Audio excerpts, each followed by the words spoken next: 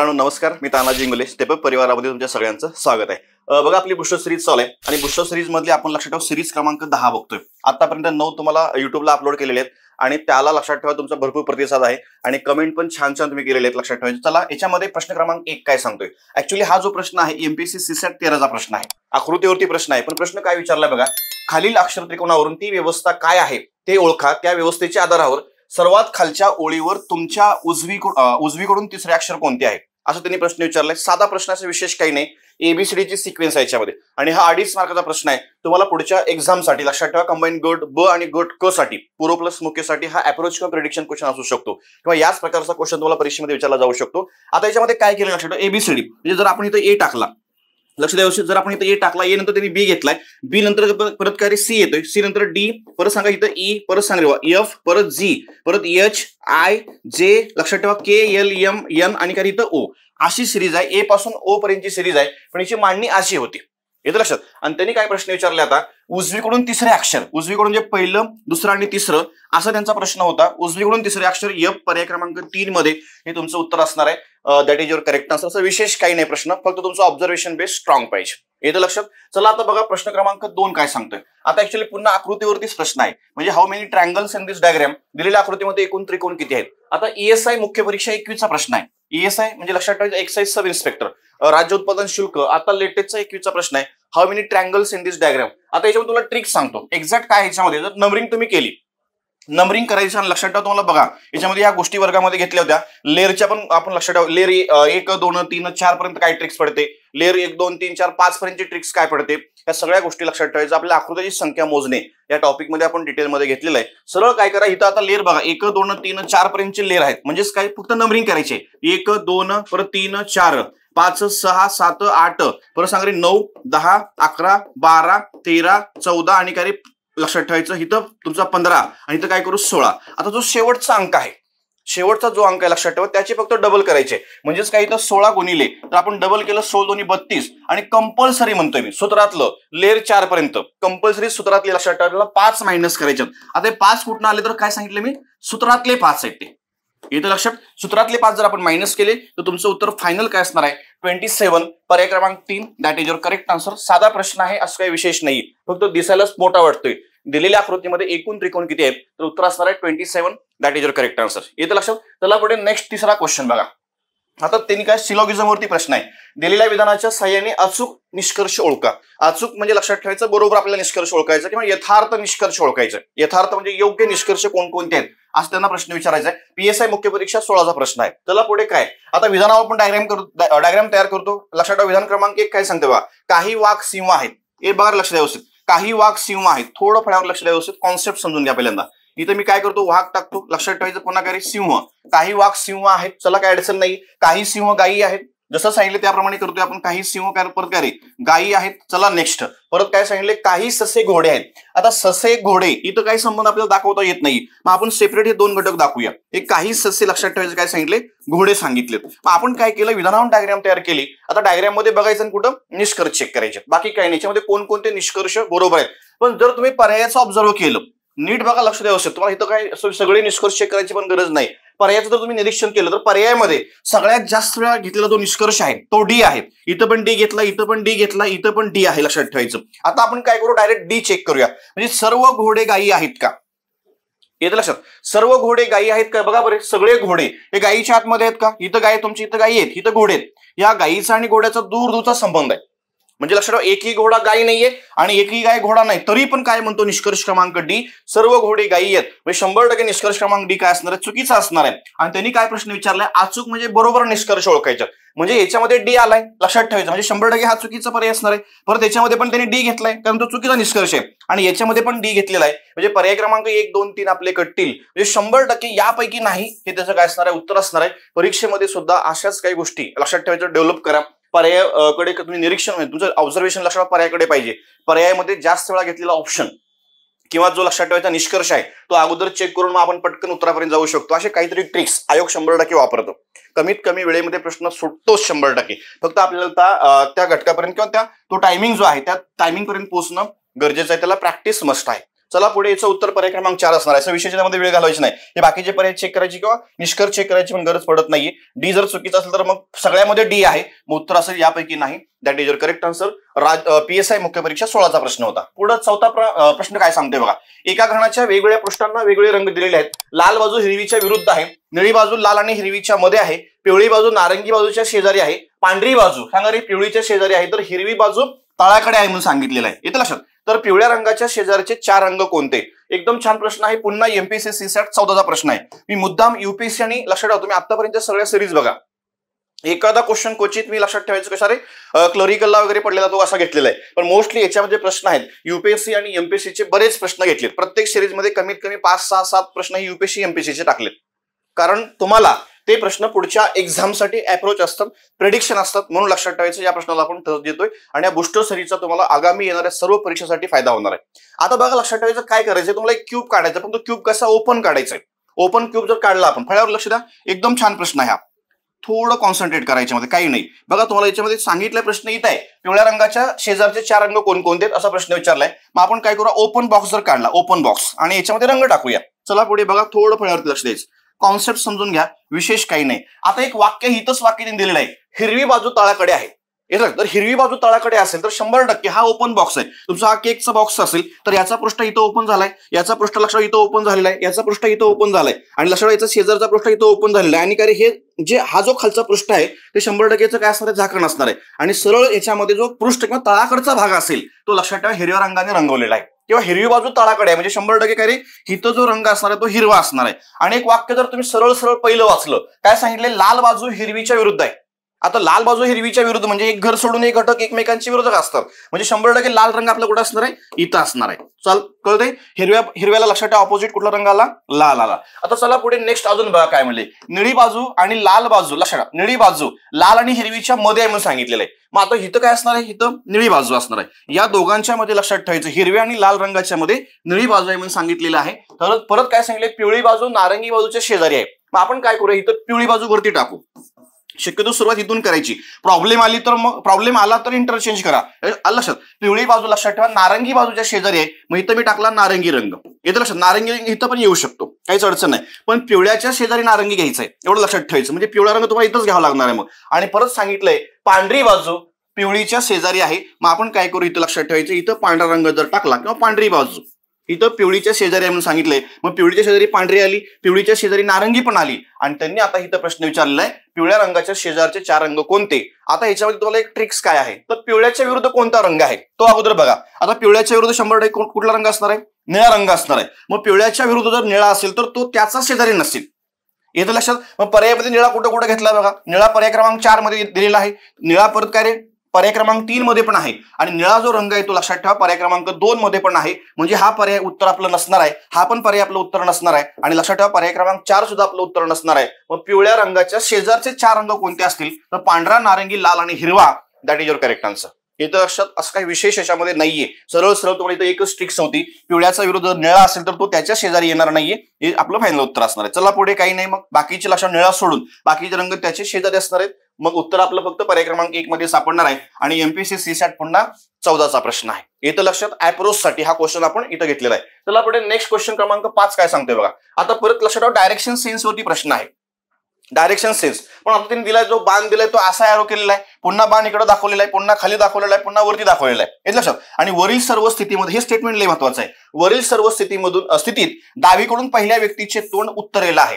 तुम्ही इथं जो व्यक्ती लक्षात ठेवा सुरुवातीला मेन्शन करणार आहात त्याचं तोंड लक्षात ठेवा उत्तरेला आहे म्हणून सांगितलेलं आहे, बाकी काही नाही. बघा आपण काय तर वरील अर्थ पुढील अभिव्यक्तीसाठी. आता अभिव्यक्ती म्हणजे विधानासाठी त्यांनी पुढे विधान दिलेलं आहे, एम एरो एन आणि एन एरो परत टी असं विधान दिलेलं आहे. आणि सरळ म्हणलेलं आहे किंवा वापरून एमच्या संदर्भात टी कोणत्या दिशेला आहे, एम पासून टी कोणत्या दिशेला या प्रश्नाचं उत्तर द्यायचं. सरळ सरळ आपण जोड्या लावायचे. आता एम एरो एनचा अर्थ 100% ए एरो बीचा अर्थ असणार आहे. आणि परत सांग रे एन एरो टी, आता एरो तुमच्या इकडे तोंड करून आहे, म्हणजे 100% पुन्हा बी एरो सी चा अर्थ तो असणार आहे. बाकीचे हे सी आणि डी विनाकारण दिलेत. आणि याच्यामध्ये लक्षात ठेवा तुमचं काय ई स्टेटमेंट जे आहे ते एक महत्वाचं आहे. वरील सर्व स्थितीत डावीकडून पहिल्या व्यक्तीचे तोंड उत्तरेला असेल. मग मी असं करतो, आता एम एरो एन म्हणजे लक्षात ठेवा काय ए एरो बी चा अर्थ इथं जर आपण वाचावर ए एरो बी काय सांगतोय, ए ही बी च्या डावीकडे 1 मीटर अंतरावरती आहे. आता ए ही बी च्या डावीकडे, तसंच मग एम ही एन च्या डावीकडे. आता यांच्या डावीकडे म्हणजे जर तुम्ही तो पहिला व्यक्ती घेतला त्याने सरळ सरळ सांगितलं हे स्टेटमेंट, येतं लक्षात. पहिला व्यक्ती जर घेतला तर याचं तोंड कुठे आहे रे, उत्तरेला आहे, येतं लक्षात. याचं तोंड जर उत्तरेला असेल तर केस सांगण्याचा पाठीमागे त्यांचा हेतू काय आहे, तर लक्षात आपल्याला राईट आणि लेफ्ट ह्या गोष्टी कळतात.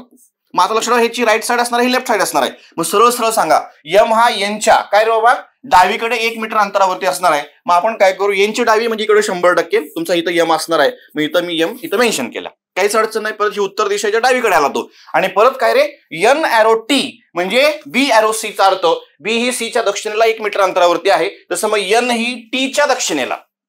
लक्षात ठेवायचं कसं वाचायचं, एन ही टी च्या दक्षिणेला म्हणून सांगितलेलं आहे. म्हणजे कळलं का तुम्हाला, बी एरो हा लक्षात ठेवा सी चा अर्थ आहे. मग तसंच याचा अर्थ जो याचा अर्थ आहे तोच 100% याचा अर्थ असणार आहे. एन ही लक्षात ठेवायचं काय रे टीच्या दक्षिणेला 1 मीटर अंतरावरती असेल तर 100% आपल्याला कुठं टी कुठं घ्यावं लागणार आहे, मग टी वरतीच मेन्शन करावं लागणार आहे. कारण टी इथं मेन्शन केल्यानंतर पूर्व पश्चिम उत्तर दक्षिण इथं लक्षात ठेवा 1 मीटर अंतरावरती हा पण घटक आहे पसर 1 मीटर अंतरावरती आहे म्हणून सांगितलेलं आहे. आणि आता ही डायग्राम तयार झाल्यानंतर यमच्या संदर्भात म्हणजे काय, यम पासून टी कोणत्या दिशेला आहे असा त्यांचा प्रश्न आहे.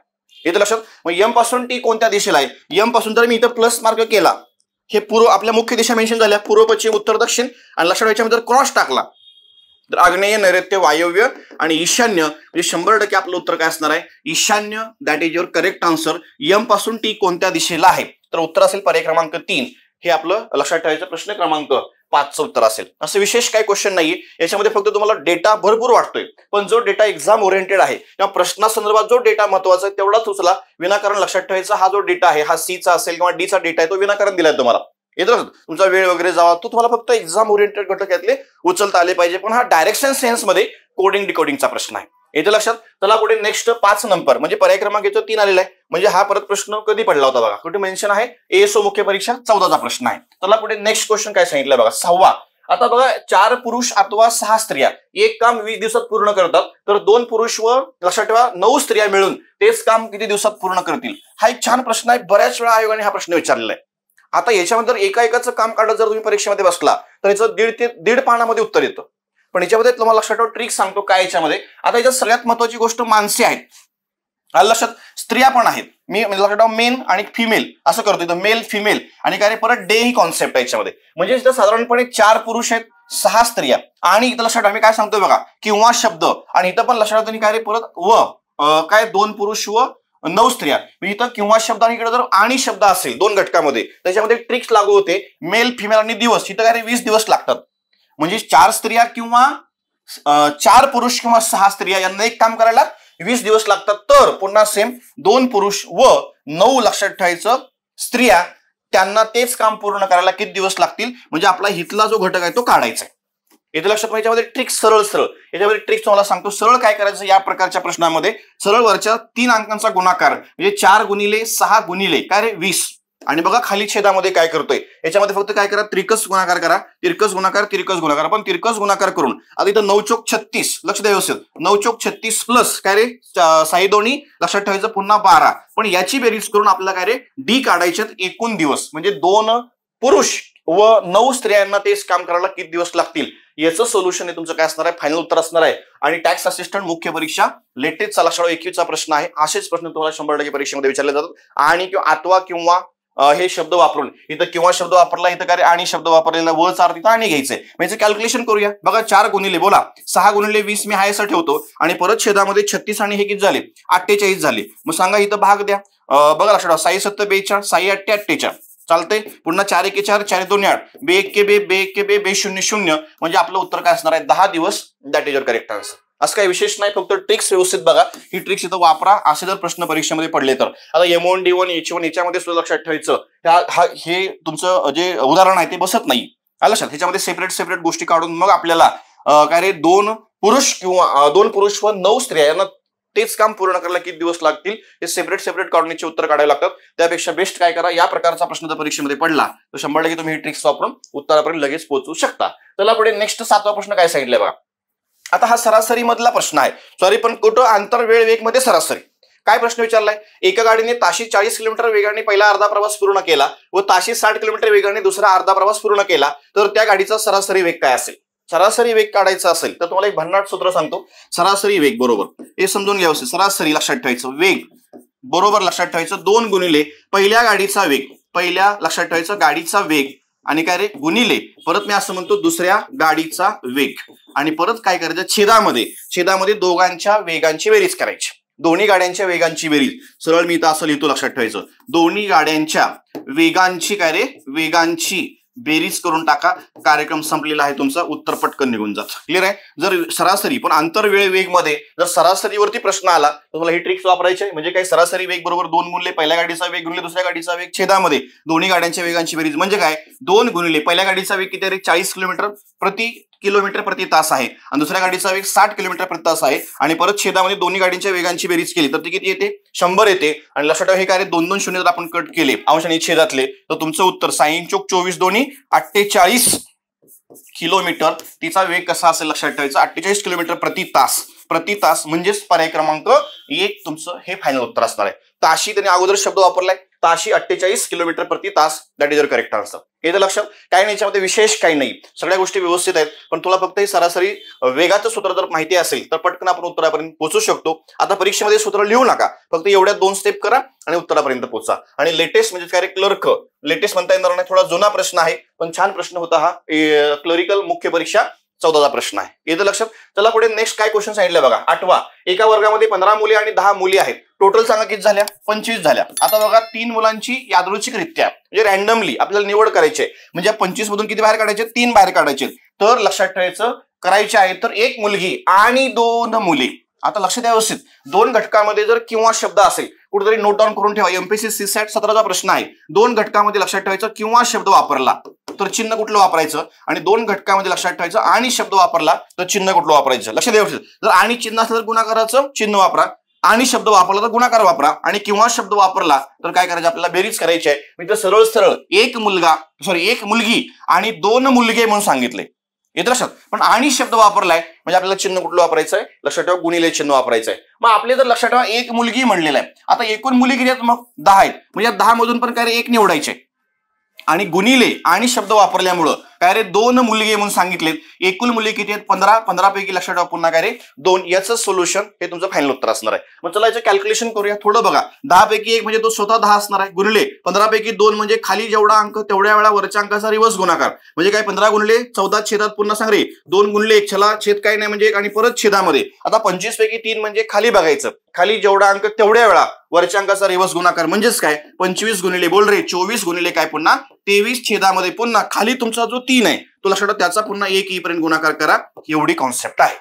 बस याचं कॅल्क्युलेशन. आता बे 1 बे चला बे 7 पुन्हा 14 झाले. परत सांग रे वा 3 1 3 3 8 पुन्हा 24 झाले. परत बे 1 बे बे चोक 8 झाले. आता लक्ष द्या कळण्यासाठी फक्त इथल्या इथं पण आपल्याला कॅल्क्युलेशन करता येतं. फक्त कळण्यासाठी तुम्हाला एक स्टेप आवडतो अजून 10 वरती शिल्लक आहे 15 1 वरती शिल्लक आहे आपल्याकडे आणि 7 1 वरती शिल्लक आहे आणि छेदात बघा काय काय शिल्लक आहे 25 शिल्लक आहे परत 4 1 शिल्लक आहे आणि काय 23 1 शिल्लक आहे. मग 5 ने पुन्हा भाग देऊया 5 2 10 5 5 25 पुन्हा 5 1 5 5 3 15 परत सांगा बे 1 बे बे 2 4 येतो सर. आणि परत जर बघितलं आता याच्यामध्ये वरती फक्त आपलं 7 1 शिल्लक आहे आणि 3 1 शिल्लक आहे 7 3 21 आणि खाली येतो लक्षात 23 2 46 म्हणजे 21 छेदात 46 पर्याय क्रमांक 1 हे आपलं काय असणार आहे फायनल उत्तर असणार आहे. आणि पुन्हा एमपीएससी सीसॅट एकदम हाय लेवलचा क्वेश्चन 2 घटकामध्ये किंवा आणि शब्द वापरून असे पण आयोग प्रश्न विचारतो आणि हा राज्यसेवेला 2.5 मार्काचा प्रश्न आहे. तुम्हाला पुढच्या एक्झामसाठी अवघडात अवघड मध्ये हा अप्रोच असू शकतो.